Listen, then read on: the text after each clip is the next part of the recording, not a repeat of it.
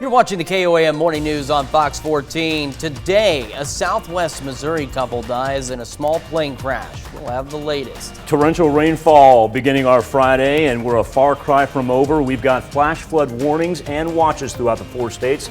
All the latest from the Skywatch Weather Center. Also, how Missouri can access a new tax credit for private school. All that and more coming up. The 4 states' most watched news starts now.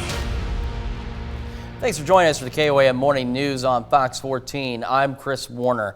It has been a morning of torrential rainfall, thunder, lightning, flooding concerns, and even possible water rescues. We're going straight to Michael Hayslip for what we can expect for the rest of the day, what you need to know. All right, Chris, we were paying attention to this same shot over 7th and Rangeline, where at one time it was coming down sideways, the lightning illuminating the Friday morning sky. While things have calmed down here in Joplin, it's far from being over, especially for the southern portion of the 4 states. Torrential rainfall dominating northeast Oklahoma right now and making its way into southwest Missouri, especially south of I-44. Now, as far as what we were talking about Joplin proper, taking a look at that camera, yeah, it's still raining. As a matter of fact, it's raining throughout most of the 4 states. In Montgomery County in southeast Kansas, we're waiting for this one to cross the county line or the state line into northeast Oklahoma, and a little bit of a back build when we get to the western portion of SEK. We do have some good news as far as Vernon and Barton County are concerned in southwest Missouri. Now, the reason I say good news is because as this little spot of yellow moves through Vernon County, earlier it was all encompassing. It was a big square that ran from Bourbon and Crawford County across the state line through Vernon and Barton. So even though we're seeing it lighten up, we're still seeing plenty of rain with the lightning just following that large system, especially when we talk about the south. Let's get down to our watches and warnings. So the off turquoise color, that indicates a flash flood watch. That's pretty much everybody. Now, we know we have flash flooding that is currently ongoing, and that's where we see the lime green, because that's not a watch. That lime green, those are flood warnings. Then, as we see the dark little shade there in the lime green, well, that is a flash flood warning. So we've got flash flooding going on in Vernon and Bourbon counties. And then Chris also letting me know a little bit ago that he received a Facebook message about the flooding along Highway 400, in which case there may have been some water rescues, unconfirmed as of now. But as we go to our 24-hour rain accumulation, we can zero in right here as far as that Parsons area, right on 400, and then we see 169 covered in water as well. This is not one of those things where we're worried about flooding. No, folks, the flooding is already upon us. Temperatures in the high 60s right now will eventually make it up into the low 80s. That's not really of consequence. What is, staying safe out on the roads, because even as the heavier rain passes through, the scattered variety will stick with us all the way into Saturday and Sunday.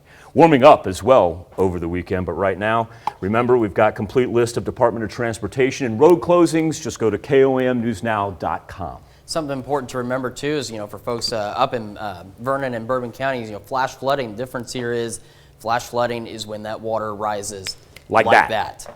And it can be up over the road. You may pass it this morning and come back to go back home after the store, and it's now flooded. So you gotta watch out. We've been talking about we were talking about 400 and whatnot. Well, remember in Vernon County in that area, we've got the Osage, the Little Osage, the Marmonton. We're going to keep our eyes on the Neosho, the Spring, of course, and yeah, even after our countywide ones go away, we're going to see river-specific flood warnings all through the weekend. Yeah, it's something that you definitely need to keep an eye on as we head into the weekend. Michael, thank you so much. New this morning, a plane crash in Iowa kills a longtime educator and his wife. Authorities identified the two as 68-year-old Daniel Slack and his wife, 69-year-old Sharon Lizzie Slack, both of El Dorado Springs, Missouri. Now, according to the Muscatine County Sheriff's Office, Wednesday around 2:30, the report came in from Quad City Air Traffic Control about a downed aircraft. Private plane crashed into a field off of Highway 38 near 170th Street in northern Muscatine County, killing the couple inside. 9:15 yesterday morning, they took off from Iron Mountain, Michigan. They flew 350 miles across Wisconsin and then into eastern Iowa, where their plane went down. Daniel Slack retired last year from his position of superintendent in Deerfield, Kansas. Daniel's former colleagues say he will be remembered most for his character. A lot of people they enjoyed Dr. Slack during his time here, and that he was super friendly and involved in different aspects going on. And so it was a good 5 years here. Investigators say Wednesday's severe weather may have played a role. However, the FAA and NTSB are still investigating the cause of the crash. A Monette man dies in a lawnmower accident yesterday evening. It happened at Jolly Mill Park, 3 miles south of Pierce City, according to the Missouri Highway Patrol. 72-year-old Raymond Haddock lost control of the lawnmower and overturned into a creek. Haddock was pronounced dead at the scene. Jasper County authorities are searching for 2 suspects in connection with a shooting in Airport Drive. Sheriff's Department says witnesses reported hearing gunshots in the parking lot of Harp's grocery store around 1:35 Thursday afternoon. Investigators say they found evidence in the parking lot of a possible shooting, including evidence of, quote, possible injuries. Authorities say they've located the victims, 22-year-old Webb City woman and a 33-year-old man from California. They're both in the hospital with what police are calling non-life-threatening gunshot wounds. Jasper County Sheriff's Office released a description of the possible suspects. They say the driver was a black man driving a dark red Kia SUV. His passenger, another suspect, is a black man with 4 braids in his hair and neck tattoos. 1 person was killed and 4 others injured in a shooting near a bar in Lake Ozark, Missouri Wednesday night. Several suspects were detained at the scene. Lake Ozark Police, Missouri State Highway Patrol, and several other law enforcement agencies were called to the scene. Lake City officials say it's believed the shooting is gang-related. Pittsburgh police arrest a robbery suspect. Now, authorities say last Thursday, 23-year-old Aaron Beard of Liberal showed a gun to a clerk at the Snack Attack convenience store and stole merchandise. Then, the next day, police say Beard robbed someone at gunpoint in a room at the Regency Inn and Suites. And then on Wednesday, officers responded to calls of suspicious activity at the La Quinta Inn and Suites. When they arrived, they found Beard and arrested him. Missouri Governor Mike Parson has signed legislation for greater oversight of unlicensed residential care facilities for children. The measure comes after allegations of long-running abuse at some Missouri boarding schools. In March, Attorney General Eric Schmidt filed more than 100 criminal charges against the owners of the former Circle of Hope Girls Ranch in Cedar County. They pleaded not guilty while awaiting trial. The legislation requires facilities like that to notify the state of their existence and undergo background checks for their personnel. The Missouri Auditor's Office releases its second report detailing how many Missourians received unemployment benefits. The report shows that through April, 600,000 Missourians had received unemployment benefits. Those benefits total $4.9 billion. Auditor Nicole Galloway's office says the report is an effort to ensure transparency in how federal stimulus dollars for COVID-19 relief are spent by the state. A portion of a highway in Newton County now bears the name of a heroic firefighter.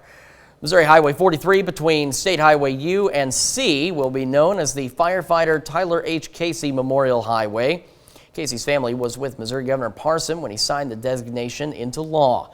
Casey is credited with saving lives when a tornado moved through that area in May of 2008. He was a volunteer firefighter with the Seneca Area Fire Protection District assigned to a post near the intersection of 43 and Iris Road to help with storm spotting. He left his vehicle to alert a family parked on the side of the road. The family managed to escape, but Casey was struck by the tornado and died 2 days later. Casey is credited with saving the lives of at least 3 people. Do you love the smell of petrol in the morning? And by petrol, we mean gasoline. You're in luck. Ford has made the essence of gas with Mach O GT. Now, the fragrance is a play on words on Mach and macho. For Ford's Mustang Mach-E electric vehicle, the aromatic was unveiled at the Goodwill Festival of Speed in England as a promotional. The essence has no real gas, but a hint of smoke, rubber, and Mustang reminders, and it looks, as you can see, like a gas pump. Unfortunately for now, it is not for sale. Well, up next, a Joplin church joins the push for vaccinations in our region and a new place to call home. We'll tell you how the Miami community came together to help a family devastated by a house fire last year. You're watching the KOAM Morning News on Fox 14. Well, Southwest Missouri sees an increase in COVID-19 cases and hospitalizations. More people have decided to get vaccinations. KOAM's Bronte Sorotsky has more on why health experts all over Missouri are seeing an increased interest. Southwest Missouri is dealing with its worst COVID-19 case surge since last winter. The rise of new variants and increase of younger populations being hospitalized are some reasons those who were hesitant to get vaccinated are choosing now to do so. Just a few weeks ago, Prater's Pharmacy in Webb City barely saw anyone come in for a shot.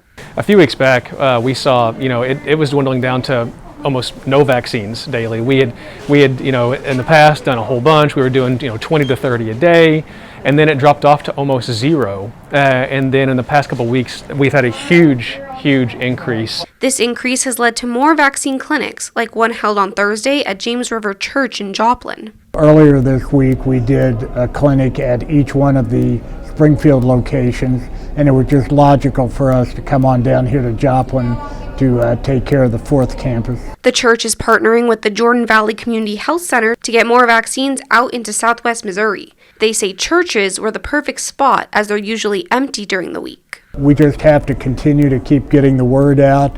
Hopefully we'll continue to go to churches like James River and offer these clinics. There are vulnerable populations all over the southwestern part of the state. With mobile clinics like this one, they're able to reach more who otherwise may not have gotten vaccinated. Well, I'd been pretty nervous about getting my shot up to this point. Katie Rattles, a Joplin school teacher, had COVID back in January and developed neurological symptoms in March. Because of this, she worried how her body would react to the vaccine. But with local cases surging and the school year approaching, she decided to get her shot. I'm going to be working at the middle school this year, and I'm going to have a lot more students. I just feel like it's really important for me to do my part to stay safe and keep the kiddos safe. The Community Health Center says they hope by getting more vaccines out, Missouri can see an end to COVID-related hospitalizations and deaths. In Joplin and Webb City, Bronte Sorotsky, KOAM News. The Joplin Health Department is bringing vaccines to the people. In this case, a large gathering of folks in downtown Joplin taking in Third Thursday. Now, the health department hosted a walk-in vaccine clinic and the Arts and Entertainment Festival. I think it's great. I think it's groundbreaking that we're just letting people have access any way that we can, and we're bringing it to the public, and we want it to be accessible to everyone. The health department offered the Moderna vaccine. Southeast Kansas is also seeing rising cases of COVID-19, including cases of the Delta variant. Statewide, Kansas recently saw its highest 7-day average of new cases since March. It was around 350 cases per day. So we spoke with the Wilson County health officer, who also practices family medicine, to hear about what she's seeing. The thing that we are learning is that most of the residents of this long-term care facility were vaccinated, and most of them only have mild symptoms. So this is great news because the vaccine seems to be doing exactly what we hoped it to do. We hoped that it would prevent hospitalizations and death.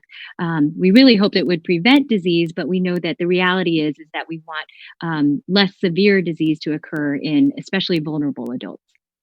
The doctor says people who are not vaccinated can suffer more severe symptoms, and many are sent to hospitals elsewhere as cases strain local hospital resources. You've heard not to feed the wildlife. Or hug them. Don't hug them. You don't want to do that either. But now there's a new warning, so be ready. Stop dumping pets into the wild. Yeah, that's bad too. City officials in Burnsville, Minnesota have had enough with people dumping their pet fish into... Okay, so I thought this was pet cats like pet dogs. Not... Okay. So anyway, they tweeted... Don't do that either. Images. Yeah, don't do that either. But they tweeted images of some of the invasive goldfish they caught in the city's waterways, some of which have grown up to 4... Holy cow. My gosh. Up to 4 pounds. Jeez. City officials say that goldfish can grow much bigger than people think. And I'm sorry, they contributed to poor water quality. So hold on. So if I experienced poor water quality as a child, is there a chance I could have been slightly taller? Because these goldfish are in poor quality water, and they are... Look at that goldfish. He's huge. That's a whopper right there. But look at me. I am Goldfish less than huge. This is huge. Goldfish are carp, so it does kind of make sense that, because I was like, invasive species, but I'm like, yeah, I get goldfish are a type of carp, so. Yeah. Well, don't dump your goldfish, don't dump your cats, don't dump your dogs, snakes, alligators, hamsters, your pet alligator. We need to go back to the old city ordinance that Carthage passed years ago, where they had like an 8-page list of animals that you couldn't have within city limits, to the point where I had to like start looking up what some of these animals even were, because I don't even think I'd seen them in a zoo. It was all encompassing. You've got to be specific, because you don't know what people are going to bring into their homes sometimes. I mean, you never know what your neighbor's got. We had a neighbor when I was a kid. I lived at right off of 19th and Moffett in Joplin, and we had a neighbor, and I kid you not, he had a potbelly pig as a pet. Now, if you live in Joplin, you know that 19th and Moffett is right off of Main and 20th Street, that area, where it's not like we're on the far edge of town where it's easy to obscure a potbelly pig, you know, in your large field yard. This guy's house was not very big, and he had this potbelly pig, and it would get out on occasion and run around the neighborhood. Folks, I just hope Chris's neighbor is not watching us right now. More story time with Uncle Chris coming up in just a little bit. Skywatch Storm Tracker with heavy rain throughout northeast Oklahoma and portions of southwest Missouri south of I-44. Now, everything is slowly moving off to the south-southeast, so the heaviest part of the rain looks like we're about to kick that out, but we are back building a little bit. I especially want to pay attention to this one coming out of Fredonia, right over 169 right now, and moving toward Highway 400, because portions of 400 already underwater. As far as the rain in the northern portion of southwest Missouri, well, it's still coming down, but at least not coming down at the clip that it was earlier. We have flash flooding going on in portions of Bourbon and Vernon County, and just plan on roads being already closed and underwater. You can go to KOAMnewsnow.com, check out the Department of Transportation page for the area that you're headed, and double check those road closures before you head out the door. We'll be back with more KOAM Morning News on Fox 14 right after this. Missouri students, as soon as next year, could have access to scholarships for private school taught through a new tax credit program. Governor Parson signed the new program into law this week. Now, under the voucher-style program, private donors would give money to nonprofits that in turn would dole out scholarships to low-income families. Donors would get state tax credits equal to the amount they donate. Critics say such programs funnel money away from public schools by drawing students out of those districts, leading to a drop in attendance and a subsequent drop in funding. Future doctors who will serve our region's medical needs are taking care of some other community service projects first. KCU hosts its We Care Day. Now, during the first week of orientation at the medical school, student doctors team up with area nonprofits to give back by completing a variety of service projects. We Care Day is held by the Kansas City University College of Osteopathic Medicine, and it is where different groups of incoming students go around campus and we find different ways to serve our entire community. Yesterday, student doctors lent a hand walking and bathing dogs and cuddling puppies at Joplin's Humane Society. Well, kids in Jasper County showed off their livestock raising skills at the Jasper County Youth Fair. Thursday's events at the fair included steer and sheep shows, a pedal tractor pull, and a watermelon feed. That's my kind of thing. Sponsored by Southwest Missouri Bank. So you have to, so they put weights on it and you try to get as far as you can go, and whoever goes the most, they win. The youth fair continues today with more livestock judging, a tug-of-war contest, and a barbecue dinner. We're going to be right back. It's time now to honor today's four-state hero. Dennis Sowers was a member of the United States Navy from 1964 to 67. He served during the Vietnam War, his hometown, Joplin. We're proud to salute Dennis Sowers, four-state hero. Well, in May of 2020, fire destroyed the Miami, Oklahoma home of the Carson family. Now, unable to rebuild, they lived with family until their more distant family came to lend a hand. Dow Quick has the story. It's been a long road for the Carson family. Keep them squeezed tight. Come here. More than a year since a fire destroyed their Miami home. This way. Turn this way. A big moment spurred by a loving community has them feeling like they're back on the right track. Look! It's a new house! After the fire, the Carsons didn't know what was next, but that didn't last long and took just one Facebook post. And within 5 minutes, the kids had clothes. Before friends, family, and even some strangers rallied around them, ready to help. And then the next day, people were just driving by when we were cleaning up the house and stuff. People were just driving by, handing him money. And Casey's family also stepped up in a big way. Especially my aunt and my uncle. They kind of let us move in. They didn't really charge us anything. But the Carsons, a family of 5, wanted a place to call their own. it was very stressful. It was hard, and they slept on the floor in the back. Yeah, the floor was uncomfortable. They used donations and a year of savings to get to this point. This is the one we looked at! Yes, this is our new home, guys! With new beds. These are dentures. And new plans. I want to change the lost rainbow with unicorns on them. And a new future. Having our own space is definitely nice. It's good to finally go home. Dow Quick, KOAM News. The Carsons' new home, of course, is also in Miami. We've got another half hour of news and weather just ahead. So coming up on the KOAM Morning News on Fox 14, vaccinated people testing positive for COVID-19. We'll tell you about what's called breakthrough cases and just how common they are. And a local woman starts her own fashion business at the age of 19. Her story in just a bit. You're watching KOAM Morning News on Fox 14. We'll be right back. The 4 states' most watched news starts now. Welcome back to the KOAM Morning News on Fox 14. It is currently 7:30 in the morning. Let's take a look at today's top stories. New this morning, a plane crash in Iowa kills a longtime educator and his wife. Authorities identified the two as 68-year-old Daniel Slack and his wife, 69-year-old Sharon Lizzie Slack, both of El Dorado Springs, Missouri.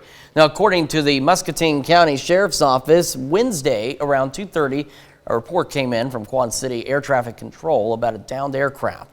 The private plane crashed into a field off of Highway 38 near 170th Street in northern Muscatine County, killing the couple inside.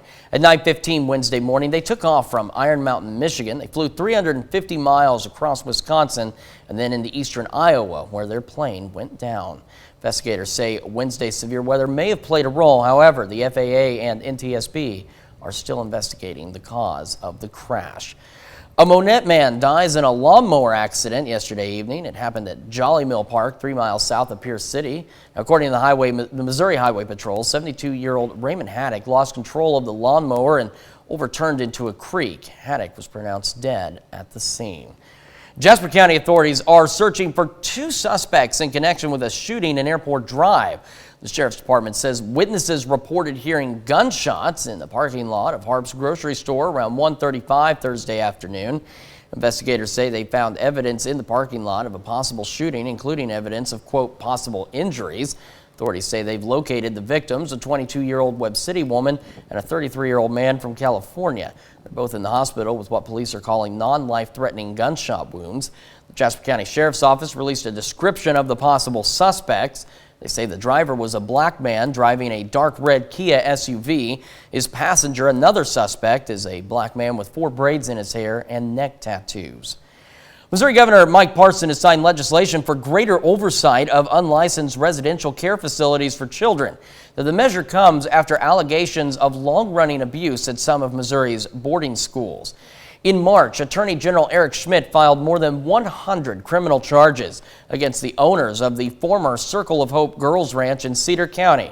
They pleaded not guilty while awaiting trial. The legislation would require facilities like that to notify the state of their existence and undergo background checks for their personnel. At least 60 people are dead and dozens are missing after flooding and record rains across Western Europe. Homes are destroyed, cars are damaged, and people left stranded on rooftops. Some people were forced from their homes, and about 200,000 are without power. Hundreds of soldiers and roughly 2,500 relief workers assisted police with rescue efforts in Germany. The intense weather has caused the country's worst mass loss of life in years. No, Definitely dealing with heavy rain and flooding of our own here. Yeah, luckily nothing like what we're seeing there. That's scary right there. But yes, Chris, you're exactly right. As a matter of fact, we have additional storm reports coming in from the Skywatch Storm Tracker. Chris and I have been focusing in specifically a little bit on Labette County, Kansas, and what we've got here as we focus in on that local storm report. Wallace Road in between Oswego and 400 right there, it is closed. That's going to be in Labette County. That's going to be the Neosho River running through there. You see the additional rain reports that are coming in, easily 5 to 6 inches here. And look at that pocket. Let's remove the storm reports. Look at that pocket headed toward Parsons right now. So 400 and the Neosho River going to have additional flooding here in the next hour or so. Transition into northeast Oklahoma and southwest Missouri. Now, the heaviest of the rain getting ready to depart our highlighted counties, just barely hanging on. But still, you've got rain that is not going to stop here for the next several hours, even if it is going from the torrential downpours simply to July showers, if you will. It's just piling up, and it's certainly got the lightning, especially when we work back in between Parsons and Chanute in southeast Kansas. That's a little back building that we're seeing, and so we've got flash flood watches abound. We've got flood warnings indicated in the lime green. We've got a flash flood warning. That means it's already happening for Vernon and Bourbon County. That lasts all the way until 8:15, and not going to be surprised one bit if that's extended at all. So we were talking about this little pocket in the black right here along 169 and 400. Portions of that already impassable. Know that this is not one of those where flooding is a possibility. Flooding is imminent. It is happening right now as we speak. Temperatures in the high 60s and will be in the low 80s. But the big factor is when we can finally let the waters recede. And it's not going to happen anytime soon, because even after this large band passes down to the southeast, throughout Friday afternoon and evening, we still see scattered rain, and while it's not widespread, any additional accumulation is going to be the last thing that we need coming off of what started yesterday and took us through the early morning hours and will continue until around noon. We'll be back with more KOAM Morning News on Fox 14 right after this. Time now to visit the KOAM News Now Facebook page and our morning Insta poll, as at least 58% of all COVID-19 cases are now caused by the Delta variant. That's causing health officials to begin to rethink their decisions to roll back many coronavirus restrictions. In fact, Los Angeles County is reinstating its mandatory indoor mask rules, forcing everyone, including those fully vaccinated, to cover up. Now, health experts are encouraging fully vaccinated Americans to continue to wear face masks, even if they need to be inside or outside, but especially if they have a compromised immune system. The thinking that is, if you do have a compromised immune system, the vaccine alone will not be as effective for you as it is for someone with a healthy immune system. So what we did this morning is we made our question: do you still wear a mask in public? Now, ever since we've got the majority of the votes in here, we've kind of seen these percentages stable out quite a bit. 46% of you say no longer wearing it, and 40% say yeah, still hanging on to it, and then 14% say no, not a concern because you didn't even wear it before everything started. And of course, you can make your voice heard each and every morning. This poll's still open, as a matter of fact. All you have to do is go to KOAMnewsnow.com/vote. Chris? Thank you, Michael. As cases and hospitalizations in Oklahoma continue to climb, state health officials say there's positive news. The state's epidemiologist says the case count for those who are fully vaccinated is low. Erica Rankin has a breakdown. It's called a breakthrough case when someone who is fully vaccinated tests positive for COVID-19. The number of those cases, though, in the state remains low at just over 1,000 cases out of the nearly 1.6 million fully vaccinated Oklahomans. We do have breakthrough cases that have occurred. Data reported to the State Department of Health shows the breakdown of breakthrough cases by vaccine brand. You can see that Johnson & Johnson has the most at just over 102 reinfections per 100,000. Pfizer and Moderna nearly neck and neck. Moderna, though, recording the least amount of breakthrough cases at almost 57 cases per 100,000. But state epidemiologist Joleanne Stone says among the breakthroughs, there were only a total of 107 hospitalizations and 14 deaths. The individuals that we've interviewed that have had breakthrough infection, it's been extremely mild.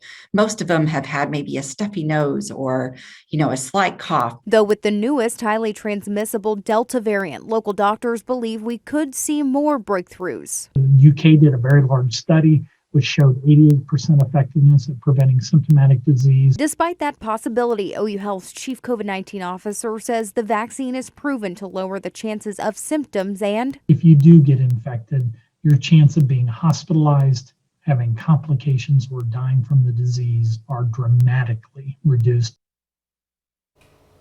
We'll be right back. Well, if you missed out on the ultra-low mortgage rates earlier this year, you may have another chance. The rates are falling again, and the downward slide could pull some weary buyers back into the market with low rates. The average interest rate on a 30-year fixed-rate mortgage fell to 2.88%. It's the lowest since mid-February and the third consecutive weekly drop. Economic experts say the favorable rates will help offset rising home prices. Subway's chief executive officer defends his company's tuna, again saying it's real, and science, not lawsuit tests, defend his claim. John Chidsey, Subway's CEO, says Subway tuna is 100% tuna. The company made a deliberate decision not to axe the tuna from its revamped menu, despite claims in a lawsuit and New York Times analysis that Subway's tuna didn't show tuna DNA. Chidsey says once the tuna is cooked, its DNA becomes denatured and indiscernible. Microsoft is giving the decades-old virtual assistant Clippy a second life as an emoji. Clippy debuted in Windows 97 as a small paperclip to help Microsoft Office users. There he is. It got the boot 10 years later in Office 2007. After a 14-year hiatus, it resurfaced earlier this year for a single day as an animated sticker in Microsoft Teams. Now ahead of Saturday's World Emoji Day, Microsoft says it'll replace its standard paperclip emoji with an image of Clippy. Who doesn't remember Clippy? Well, after celebrating its 5th anniversary this month, popular mobile game Pokemon Go has a weekend-long event happening for its players. Rick DeMiguela reports. The annual Pokemon Go Fest takes place this weekend.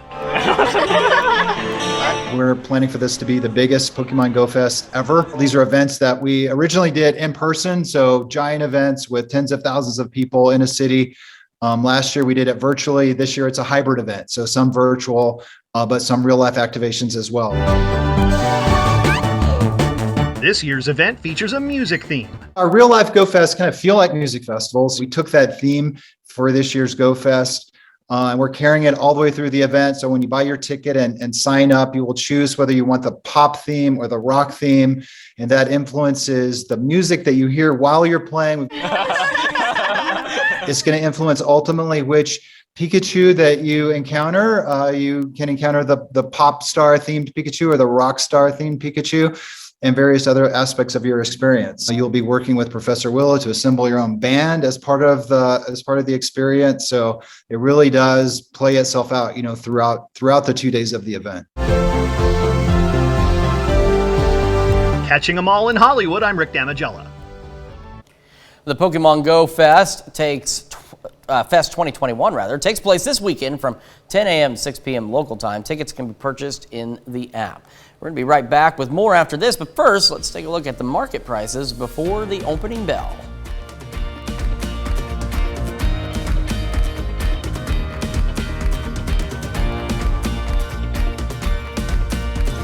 Think back to when you were 19 years old, or if you're around that age group, think about the amazing things that you can do. Now, I was studying in college. Maybe you're working your first time full job at that age. Well, for Bourbon County native Addie Lobby, it was the year she founded her own fashion business. It's called Styles by Addie. And that can be an intimidating prospect in the midst of a pandemic. But thanks to a little bit of innovation and a little help from her friends, she not only persevered, she found success. 20-year-old Addie Lobby has been in the fashion business for almost as long as she can remember. I've been traveling with my mother for 15 years, ever since I was like 5 or 4, and we've been traveling and selling jewelry, so I've always been in this business. So literally since kindergarten, she has been designing jewelry. Addie spends most of her day here, designing and crafting the items her mother sells to boutiques all over the country. But in her off hours, she started a business of her own. Hi guys, welcome back. So today I have my beautiful model, Kinley, of course. She's always with me, and we are going to show you lots of cute outfits, plus this one I am wearing right here and hers. I know you guys have seen this jacket, and I know you love it because I also love it. Every Wednesday at 5, Addie and her friends sell clothing and jewelry through Facebook Live. It's been a very interesting ride. It's been a lot. Yeah, it's a very big learning curve, but it's super fun. The transition from the first live to our most recent live, it's like way more smoother and way more confident. Yeah, the first one we're like, yeah, these are our clothes. And then that was really it. But now we've really gotten into the groove of it, and it's just smooth. Running an entire storefront through a digital space may seem unorthodox, but for Addie, it's the only way it made sense. This is a better avenue for me because we live in the middle of nowhere.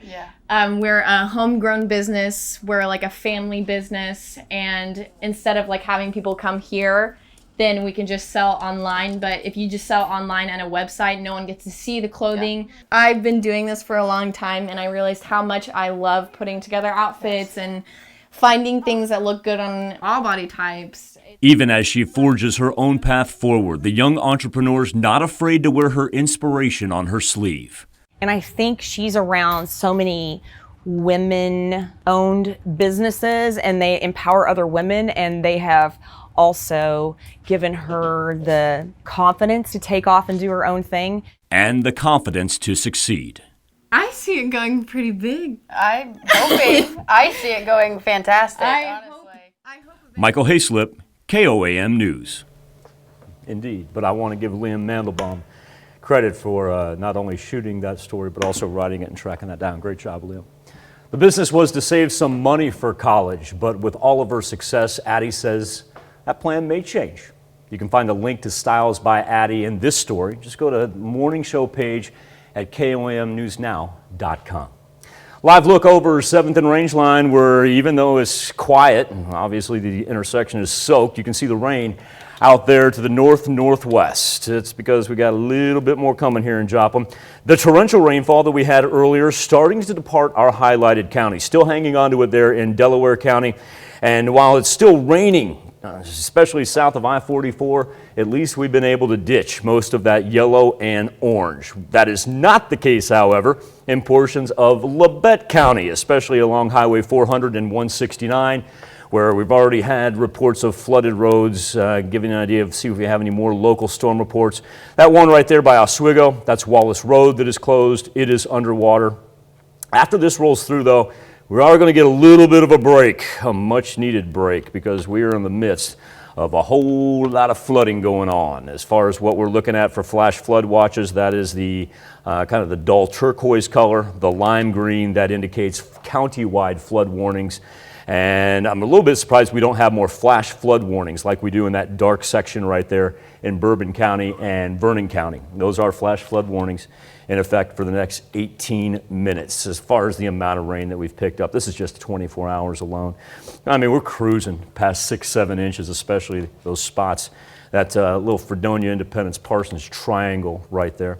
Temperatures sitting in the high 60s and eventually up into the low 80s. But the most important thing is during your morning commute, or if you got weekend plans, because we're going to be underwater for a while now. If you got weekend plans, please, please, please check out the Department of Transportation pages. We've got links to all those at KOAMnewsnow.com. As we push off the heavy rain, we're still going to go the scattered variety, albeit much lighter than what we experienced last night into this morning, but the rain does stick around with chances into the weekend. A little bit of a warm-up as well. Saturday and Sunday going to put us in the high 80s, so get ready for a little humidity. Come back and get us. We'll come back, wrap up this edition of the KOAM Morning News on Fox 14 right after this. Welcome back to the KOAM Morning News on Fox 14. Here's what's happening today. Starting this weekend, Los Angeles County health officials will again require masks to be worn indoors, even by those vaccinated against COVID-19. California fully reopened its economy on June 15th, but with the Delta variant spreading, California and just about all states across the U.S. are seeing rising infection rates in recent weeks. New York Governor Andrew Cuomo is expected to be questioned on Saturday in connection with the probe into allegations of sexual harassment and misconduct against him. As according to a source familiar with the New York Attorney General's investigation into the governor, Cuomo also faces an impeachment inquiry in the state assembly. Firefighters across the West went on the highest level of alert for wildfires. It's the earliest that's happened in a decade. Close to 70 large fires have been burning in a dozen states. Michael Hayslip now. Final check of that forecast. And here we are, Chris, the Skywatch Storm Tracker one more time. At least a massive band of heavy rain is pushed off to our south-southeast, but we're still tracking this one that's moving through Labette County right now, and that will once again head toward the Oklahoma state line. Consistent rain, especially on the southern edge of I-44, but it certainly does stretch into portions of Jasper and Barton County as well. Remember, we've got flash flood warnings, we've got watches, roads are already flooded. Will be scattered rain after this. We just need a chance to dry out because it's going to be a little bit of a scattered, showery, and humid and warm weekend. Michael, thank you. Food and Wine magazine reports that a bottle of whiskey, possibly 250 years old, is sold for $137,000.